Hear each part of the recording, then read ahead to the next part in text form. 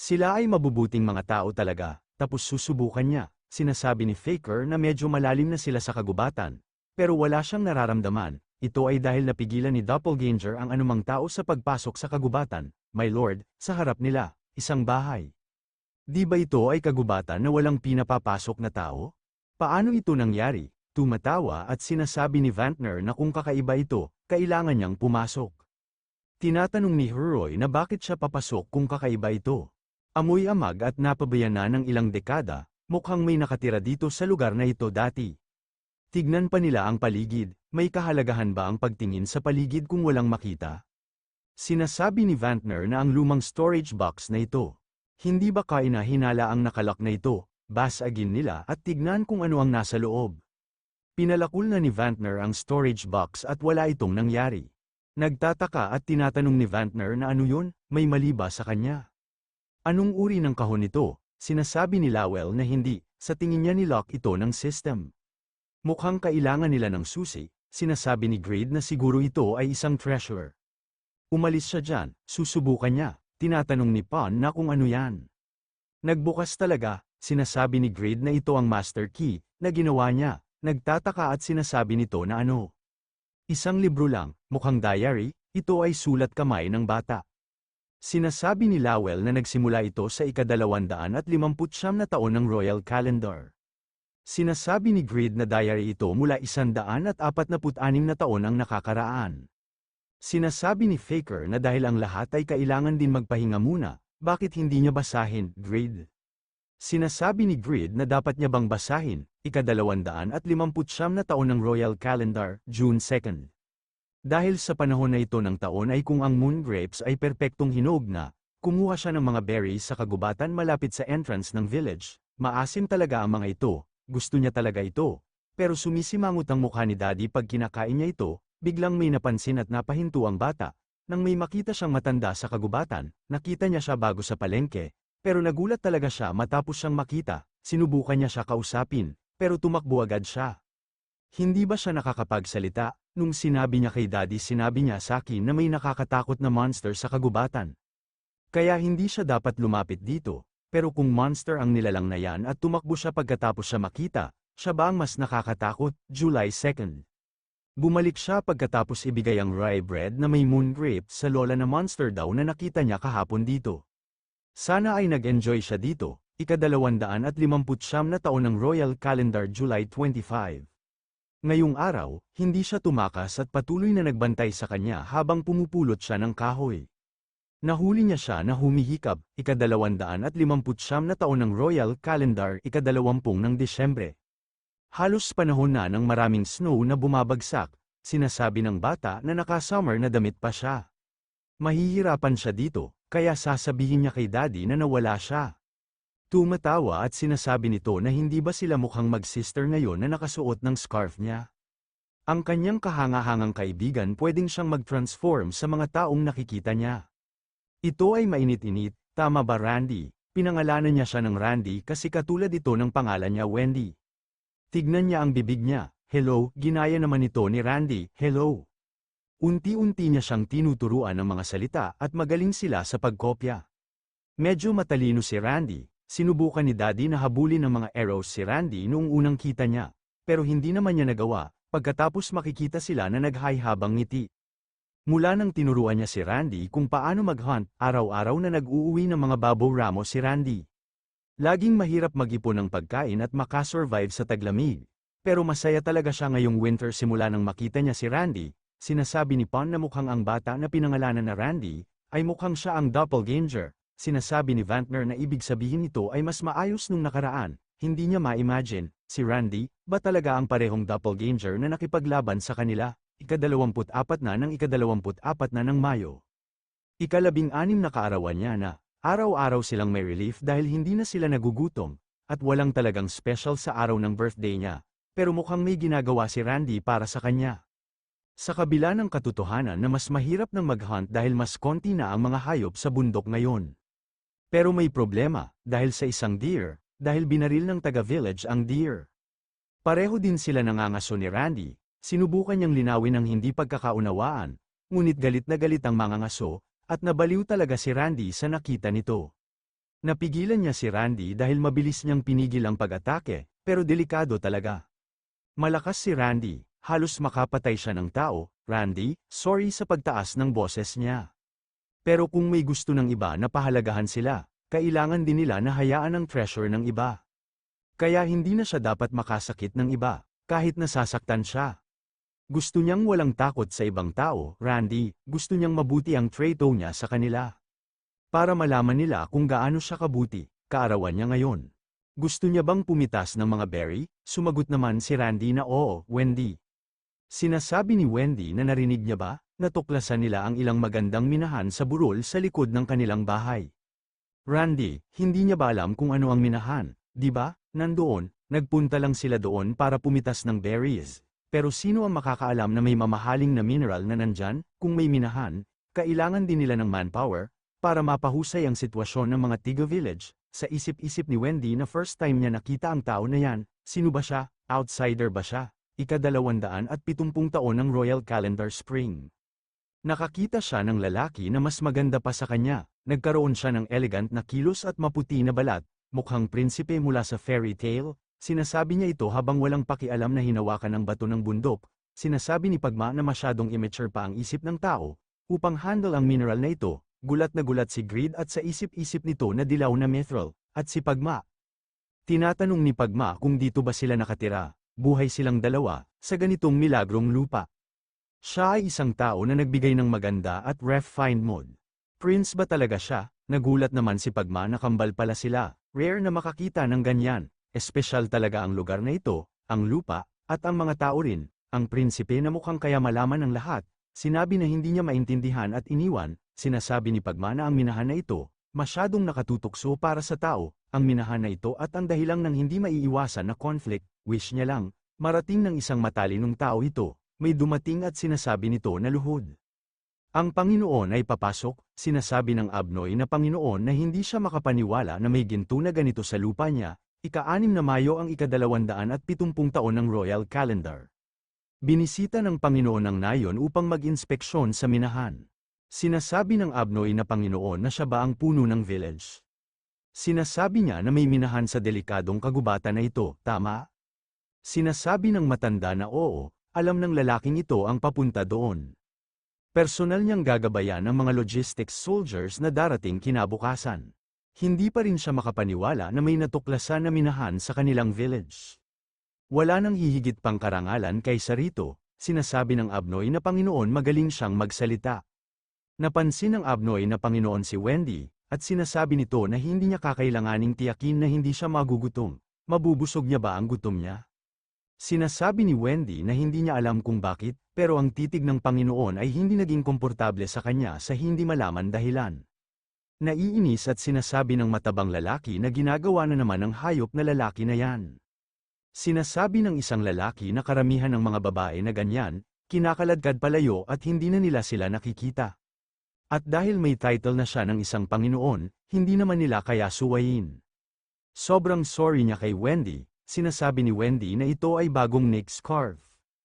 Ginawa niya ito na mas matibay kaysa sa huli, narinig niya na kukunin na siya ng Panginoon. Hindi na sila magkikita, dapat alagaan niya ang sarili niya, Randy. Nag-aalala naman at tinatanong ni Randy na bakit siya pupunta. At ano ang babae ng Panginoon, anong bagay na ito? Pwede siyang manatili sa kagubatan na ito kasama niya. Sinasabi ni Wendy na ayaw niya rin silang iwan o si Daddy. Pero kapag dumating ang mga tao sa labas, maraming bagay ang magbabago. Hanggang siya at si Daddy ay malusog, magiging ayos lang siya. Sa isip-isip ni Randy na ang mga tao sa labas, pinapalungkot si Wendy. Ika-270 taon ng Royal Calendar, ika-15 ng Nobyembre, ang partido ng Panginoon na nagsisikap na bumisita sa mga minahan ay bawat isa ay kinakailangan ng bumalik. Ang culprit ng misteryosong kagubatan ng doppelganger, nag-alala siya kay Randy dahil maraming linggo na siyang nawala, pero naging totoo ang akala niya, si Randy, na makitid, at natagpuan niya ito na hindi niya na ito kamukha. Ilang beses na siya lumaban matapos mag-transform sa mga Lord's Knight, halos mamatay na si Randy, sinasabi ni Randy na ayos lang.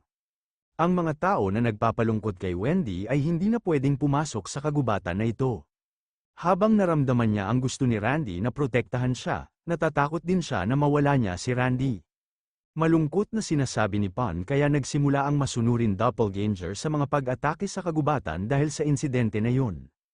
Malungkot din si Vantner at sinasabi nito na 100 taon na lumalaban para protektahan ang Wendy girl na ito. Sa isip-isip ni Grid na sinasabi ng system na ang mga accessories ng Guardian ay ginawa mula sa piece of the mysterious forest's doppelganger. Kaya may ganito nangyari, pero kailan nila kinuha ang form ng pagma? Wala rin epekto kay Randy ang medical herbs, kung dumating ang ibang subjugation force, mamamatay talaga si Randy. May dumating at sinasabi nito na kahit ang mga savage na beasts ay pwedeng magkaroon ng mabait na puso kung may pro-protektahan nito, tulad ng inaasahan niya, napatunayan na sobrang tukso ang minahan para sa tao, pero sa mga sandaling na yan, muling lumitaw ang prinsipe, sinasabi ni Pagma na lubos na siya nasira, doppelganger, kailangan silang itrato. Kahit siya ay pumatay, dahil ang mga kilos na yan ay nagmula sa isang marangal na puso, sapat na ang mga kwalifikasyon. Inaayos na siya ni Pagma. Sinasabi ni Wendy na itigil niya yan. Kung tinatamaan niya ng martilyo ang isang nasaktan na ganyan. Ngunit nagtataka siya na mabilis na gumaling ang mga pinsala ni Randy sa sandali na pinukpok sila ng martilyo. Parang magic, napapaisip si Lowell at sinasabi nito na ang doppelganger ay gumagawa ng mga sandata gamit ang material na gawa sa katawan nito. Sa technically speaking, ang doppelganger mismo ay maaaring ituring na isang metal. Sa isip-isip ni Grid na ito ay inaayos niya. Inaayos ng Pagma ang katawan ng doppelganger. Ito ay kahanga-hanga na gawa, possible para lamang para sa Pagma, na mastered ang lahat ng metal. Posible din ba sa kanya na Pagma successor, kahit ang mga demonyo sa ilalim ng lupa ay umabot na dahil sa tulong ng Yatan Church, ang mga tao sa itaas ng lupa, sa kabila ng banta ng mga halimaw, abala sa pakikipaglaban sa isa't isa. May balance na dapat panatilihin sa mundo.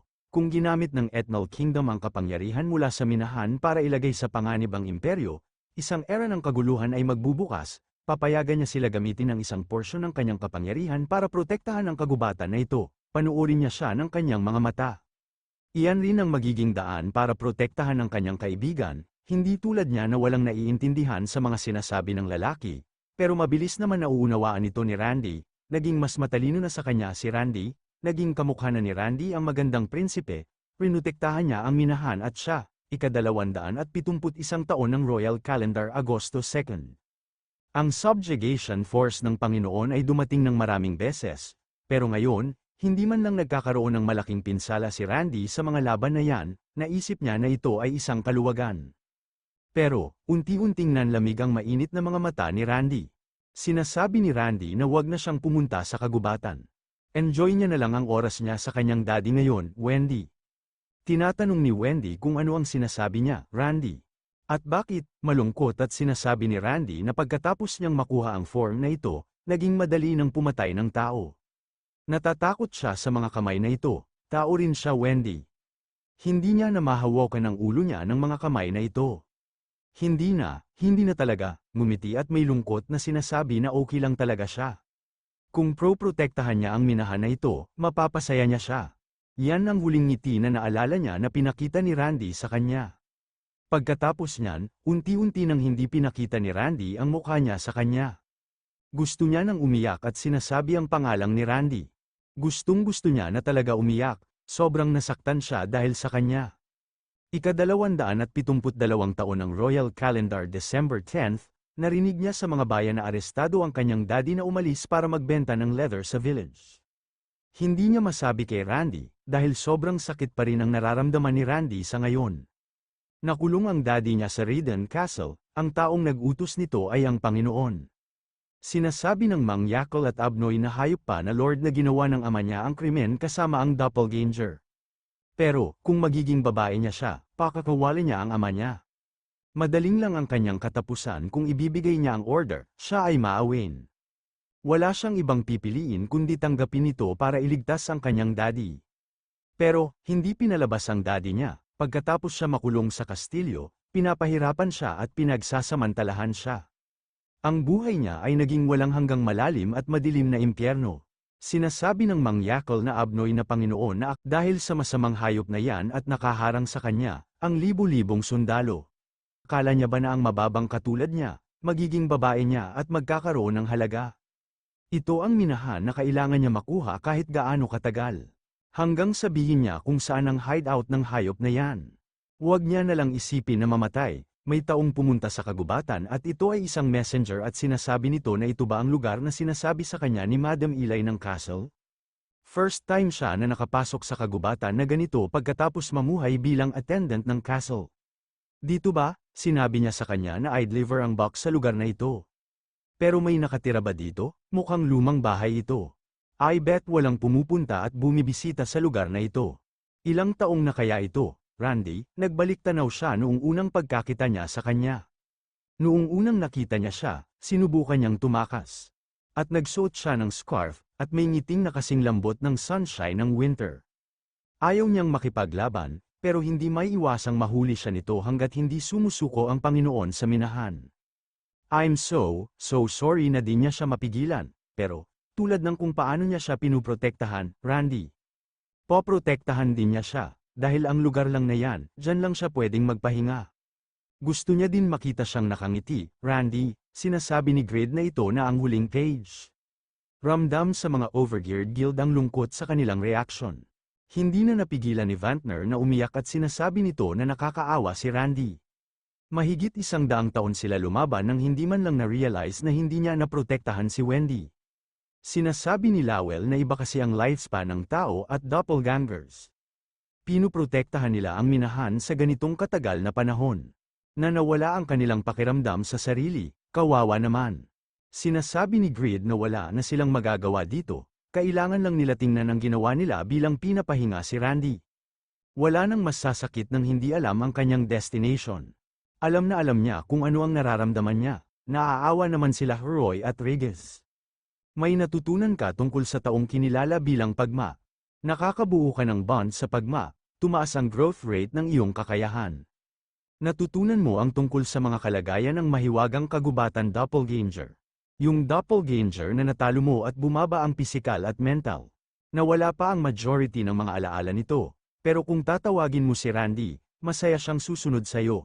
Sa isip-isip ni Grid na hindi niya kaya siya mag-isa, sinasabi ni Grid na bawiin nila ang doppelganger. Once natapos na tayo dito, kumpirmahin nila ang status ng minahan, tinatanong ni Faker kung babalik ba sila agad sa Riden pagkatapos nito, sinasabi ni Grid na kailangan nilang bumalik kasama si Randy, pagkatapos ng lahat ng napagdaanan nila, deserve nila magkaroon ng bagong kaibigan.